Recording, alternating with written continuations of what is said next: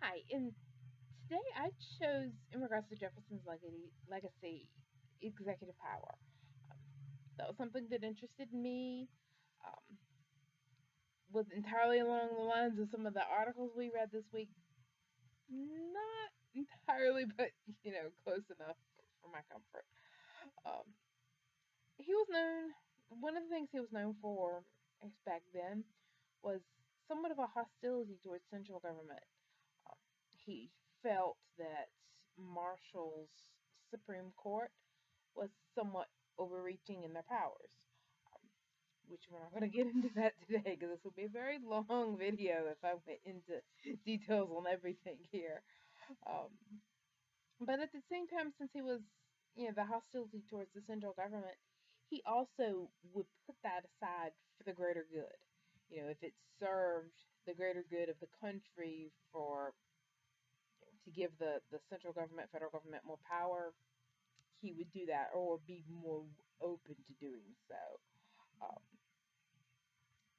One of the quotes that I read from the author's last name is Yoo. It said he wanted to reduce bureaucracy, lower taxes, enhance majority rule, and center on an agrarian republic. I couldn't read my writing entirely there. Um, that struck me as something that is very, I should say, pertinent or important for today's politics, especially today's elections. I mean, the people that want to are always talking about reducing bureaucracy and taxes, making your vote count.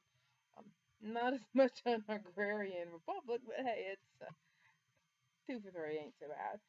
Um, at the same time, he wanted central government, to be weaker. He did not want the executive branch, the presidential branch, to be weaker either. Um, Both of them did not have to be weak. One could be weak, one could be strong. Um, to combat some of the weakness in the central government, federal government, uh, he wanted the states to have a little more strength, or have a lot more strength. That way it's somewhat of an equilibrium, but not, obviously, nothing's ever equal. Um, each branch, in a sense, controlled itself. The state controlled itself, federal, I guess the president itself in a way, but more so the Supreme Court in itself. Um, interesting thing regards, in, sorry, an interesting thing in regards to the federal government, or rather, the sorry, regarding the presidency and the executive branch, was he introduced the idea of the president as being the head of the political party.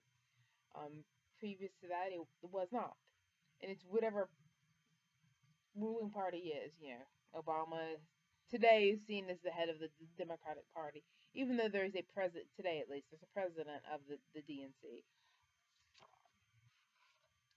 But anyway, I just thought that some of his opinions regarding the executive power were interesting. Definitely worthy of all the research that's been done.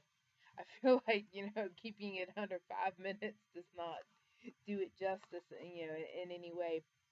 But the big, I guess, takeaway I had, because even though I live around all these things that Jefferson lived, Poplar Forest is right here, UVA's here, Monticello's only a couple hours away from my home.